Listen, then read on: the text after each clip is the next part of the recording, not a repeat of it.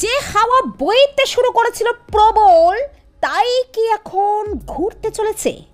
হরিয়ানার পর বিহারেও কি জেতার দারুণ সম্ভাবনাময় ম্যাচ কংগ্রেস তথা ইন্ডিয়া মঞ্চ জমি খোয়াতে বসেছে?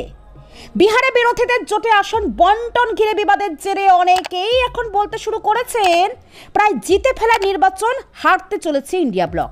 আর এই নিয়ে শুরু হয়ে গিয়েছে পাল্টা দোষারোপেরও পালা। কংগ্রেস যেমন আরজেডিকে দোষারোপ করছে, তেজস্বী যাদবের দলও তেমন। আর এর একটা দিকও রয়েছে। কংগ্রেসের অন্দরে নিজেদের নেতাদের দিকে আঙ্গুল তুলছেন কেউ কেউ। কংগ্রেসের একাধিক নেতা মনে করছেন দলের কিছু নেতা বিহারের প্রদেশ কংগ্রেস নেতৃত্বকে খাটো করতে আরজেডির সঙ্গে কংগ্রেসের বোঝাপড়ায় সমস্যা তৈরি করছেন। প্রদেশ কংগ্রেসের এসব পদাধিকারীরা শুধুমাত্র নিজেদের ছেলেদেরকে প্রার্থী করতে ও জেতাতে ব্যস্ত, এমনই খবর মিডিয়ার। হরিয়ানাতেও ঠিক এমনটাই হয়েছিল। বিজেপির সরকারের বিরুদ্ধে প্রবল অসন্তোষ থাকা সত্ত্বেও কংগ্রেস নেতারা নিজেদের গোষ্ঠীদ্বন্দ্ব ও নিজেদের ছেলেমেয়েদের জেতাতে ব্যস্ত হয়ে পড়ায় কংগ্রেস হেরে যায়।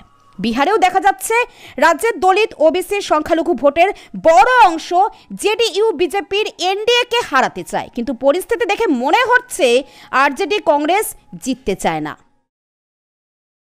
রাহুল গান্ধী তেজস্বী যাদবের ভোটার অধিকার যাত্রার পরে যে আবহ তৈরি হয়েছিল তা ধরে রাখা যায়নি ইন্ডিয়া মঞ্চের শরিক নেতাদের কেউ কেউ বলছেন। রাহুল গান্ধী তারপরে দক্ষিণ আমেরিকা সফরে চলে যান। আসন বন্টন নিয়ে আলোচনাতেও তৈরি হয় জট। রাহুল ফেরার পরেও বিহারেও সফরে যাননি, তেজস্বীর সঙ্গে বৈঠকও করেননি। বিহারে 6 নভেম্বর প্রথম দফায় ভোটের মনোনয়ন শেষ হয়ে গিয়েছে।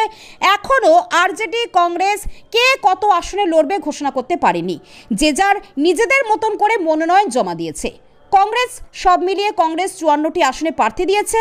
এখনও পর্যন্ত যা পরিস্থিতি তাতে প্রথম দফায় 121টি আসনে 125 জন বিরোধী জোটের প্রার্থী, 10টি আসনে 2 বিরোধী দল একে অপরের বিরুদ্ধে লড়ছে।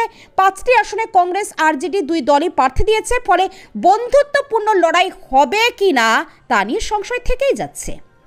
কংগ্রেস বহু আসনে আরজেডির নেতারা দলের বা নির্দল প্রার্থী হচ্ছেন। কংগ্রেসের মধ্যে দাবি উঠছে তাহলে কংগ্রেসও রাঘবপুরে তেজস্বী যাদবের বিরুদ্ধে প্রার্থী দিক।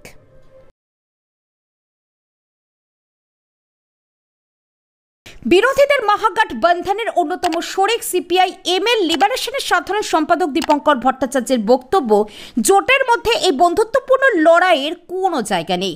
সিপিআই এমএল লিবারেশন নিজেরা 20টি আসনে প্রার্থী ঘোষণা করেছে, যদিও আরও বেশি আসনে লড়তে চেয়েছিলেন তারা, শেষ পর্যন্ত তা হয়নি। জোটের জট না খোলায় সিপিআই এমএল সহ সিপিআই ও সিপিআই এমকে নিজেদের মতো করেই পথ বেছে নিতে হয়েছে। এতে কি ইন্ডিয়া ব্লকের জমি মজবুত হলো? এই প্রশ্ন কিন্তু করছে রাজনৈতিক মহল। সে সঙ্গে থাকছে আশঙ্কাও, হাওয়া উল্টো দিকে ঘুরে যাচ্ছে না তো?